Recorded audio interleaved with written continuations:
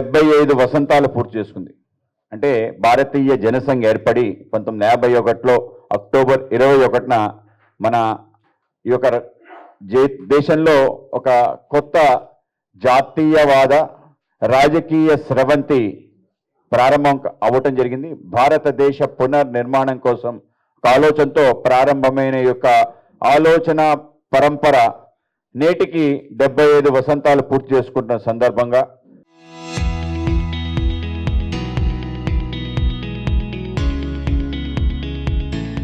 అలాగే భారతీయ జనతా పార్టీ తన రూపాన్ని భారతీయ జనసంఘ్ రూపాన్ని మార్చి 1980 ఏప్రిల్ 6వ తారీఖు నుంచి భారతీయ జనతా పార్టీగా ఆవిర్భవించి ఇవాళ ప్రపంచంలోనే అతిపెద్ద పార్టీగా ఆవిష్కరించబడి అలాగే కేవలం ప్రపంచంలో అతిపెద్ద పార్టీగానే కాకుండా అత్యంత ప్రభావవంతమైన పార్టీగా దేశంలో 20 రాష్ట్రాల్లో నేరుగా ప్రభుత్వంలో ఉండటం కానీ అనేక రకాల మిత్రపక్షాలతో కలిసి కూటమి ప్రభుత్వాలు నడుపుతూ ఇవాళ ఒక తిరుగులేని శక్తిగా భారతీయ జనతా పార్టీ ఎదిగింది. ఈ సందర్భంలో ఆంధ్రప్రదేశ్లో కూడా ఈ యొక్క కార్యక్రమాన్ని మరింత ముందుకు తీసుకెళ్లే విధంగా ప్రతి గ్రామంలో కూడా భారతీయ జనతా పార్టీ యొక్క జెండా రెపరెపలాడటం, కేవలం జెండానే కాకుండా జెండాతో పాటు ఆ ప్రాంతంలో మనం చేసిన ఏవైతే కార్యక్రమాలు ఉన్నాయో అవన్నీ కూడా ప్రజలకి కళ్ళకు కట్టినట్టు చూపించే విధంగా ఒక గొప్ప ప్రయత్నం చేయాలనే ఆలోచనే మన ఊరు మన జెండా. అటువంటి యొక్క కార్యక్రమానికి మనం రాష్ట్ర వ్యాప్తంగా ఒక టీం వేసుకోవడం జరిగింది. ఆ టీంకి సంబంధించిన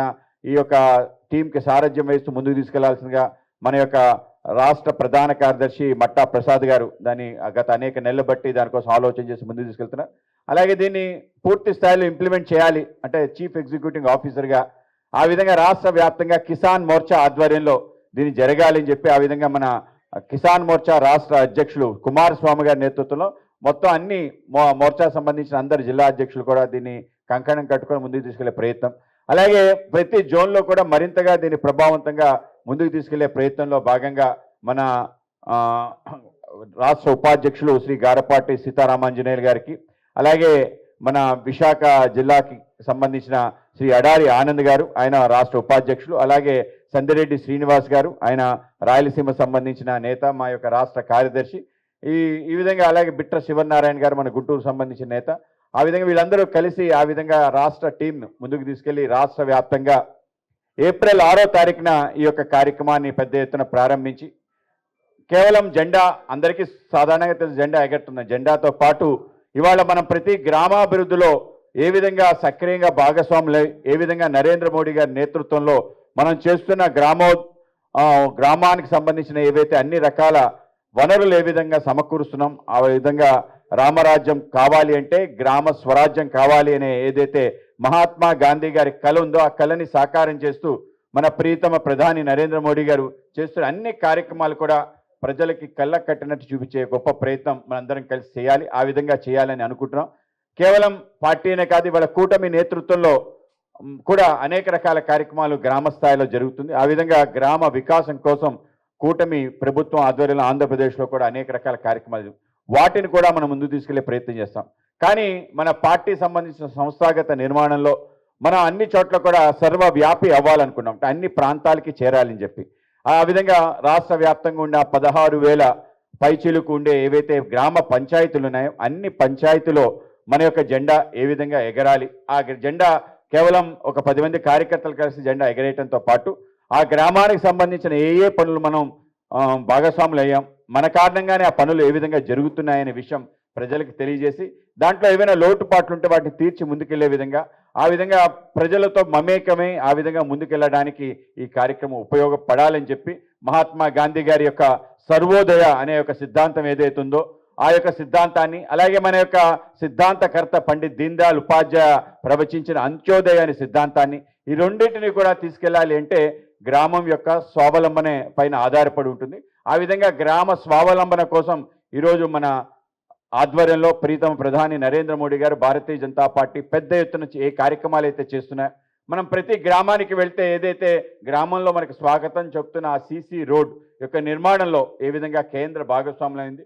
దేశంలో ఉండే సుమారు 1,78,000 గ్రామాలకి అన్ని గ్రామాలకి ఇవాళ సీసీ రోడ్లు మనం నిర్మాణం చేశామనే విషయం, ఆ విధంగా సీసీ రోడ్లు కేవలం గ్రామానికి వచ్చే తో పాటు గ్రామం లోపల ఉండే ఇంటర్నల్ రోడ్స్ కూడా మనమే నిర్మాణం చేస్తున్నాం అనే విషయం. అలాగే ఆ రోడ్డుతో పాటు రోడ్డు పక్కన కాలువలతో పాటు ఇవాళ ఏదైతే అర్బన్లో ఉండే అండర్ గ్రౌండ్ డ్రైనేజ్ సిస్టమ్ కూడా గ్రామాలకు తీసుకొచ్చే పెద్ద ఎత్తున ప్రయత్నం కూడా జరుగుతుంది. అలాగే దాంతోపాటు పక్కనుండే ఎల్ఈడి స్ట్రీట్ లైట్స్ ఏవైతే ప్రతి గ్రామానికి కూడా ఇవాళ ఎల్ఈడి లైట్స్ మనం ఏ విధంగా ప్రొవైడ్ చేస్తాం. అలాగే గ్రామంలో ఉండే అన్ని రకాల వనరులు ఏవైతే గ్రామంలో ఉండే గ్రామ సచివాలయం కానీ, అలాగే రైతు సేవా కేంద్రం కానీ, అలాగే అంగన్వాడీ కేంద్రం కానీ, అలాగే ఊళ్ళో ఉండే ఏదైతే చెత్త నుంచి సంపద కేంద్రం కానీ, చివరికి శ్మశానం, పాఠశాల, వైద్యశాల వీటన్నిటికీ నిధులు ఏ విధంగా సమకూరుతున్నాయి, ఆ నిధులు ఏ విధంగా ముందుకు తీసుకెళ్లే ప్రయత్నం జరుగుతుంది అనే విషయం తప్పనిసరిగా ప్రజలకి మనం చెప్పాలి. కేవలం గ్రామానికి సంబంధించిన ఈ అంశాలతో పాటు గ్రామంలో ఉండే ప్రతి ఇంటికి సంబంధించిన ఇళ్ల నిర్మాణం కోసం ప్రధానమంత్రి ఆవాస్ యోజన గ్రామీణ సంబంధించిన కార్యక్రమం ఏ విధంగా చేస్తున్నాం. అలాగే ప్రతి ఇంటికి మనం మరుగుదొడ్డి సదుపాయం కలిగించడం, అలాగే కమ్యూనిటీ టాయిలెట్ సంబంధించిన అంశాన్ని ఏ విధంగా గ్రామంలో చేస్తున్నాం. అలాగే ప్రతి ఇంటికి సంబంధించిన గ్యాస్ కనెక్షన్ ఏదైతే ఉందో తప్పనిసరిగా ఇచ్చే ప్రయత్నం, అలాగే ప్రతి ఇంటికి కూడా ట్యాప్ కనెక్షన్ జలజీవన్ మిషన్లో ఏ విధంగా మనం అందజేస్తున్నాం. ఏదైతే దగ్గరలో ఉండే నీటి వనరుల దగ్గర నుంచి ఏ విధంగా ప్రతి ఇంటికి ఇవాళ కుళాయి కనెక్షన్ ఇచ్చే ప్రయత్నం ఏది చేస్తున్నామో, పెద్ద ఎత్తున జలజీవన్ మిషన్ 2 ఇవాళ ప్రారంభమై మొత్తం రాష్ట్ర వ్యాప్తంగా అన్ని ఇంటికి నీరు అదే తాగునీరు తీసుకెళ్లే ప్రయత్నం.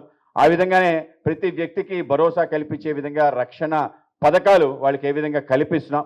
అలాగే ప్రతి ఇంట్లో కూడా ఎల్ఈడి లైట్లు కానీ, అలాగే ప్రతి ఇంట్లో కూడా ప్రధానమంత్రి ఏదైతే గరీబ్ కళ్యాణ్ యోజనలో భాగంగా మనం ఉచితంగా రైస్ ఇవ్వటం, దాంతోపాటు వాళ్ళ వ్యవసాయానికి సంబంధించిన అన్ని రకాల పథకాలు ప్రధానమంత్రి ఏదైతే మనం నేరుగా వాళ్ళకి నిధులు ఇచ్చి వాళ్ళ యొక్క డైరెక్ట్ బెనిఫిట్ ట్రాన్స్ఫర్ చేసే ప్రధానమంత్రి కిసాన్ సమ్మాన్ యోజన కానీ, ప్రధానమంత్రి సించాయ్ యోజన కానీ, ప్రధానమంత్రి సాయిల్ హెల్త్ కార్డు కానీ, అలాగే వీటితో పాటు యానిమల్ హస్బెండరీకి సంబంధించే గోకుల్ షెడ్లు కానీ, అలాగే వీటితో పాటు వాళ్ళకు ఉండే అన్ని రకాల ఇతర వనరులు ఏవైతున్నాయో వాటికి మనం ఉచితంగా మందులు ఇచ్చే ప్రయత్నం కానీ, ఇవన్నీ కూడా తప్పనిసరిగా మనం తెలియజేయాలి.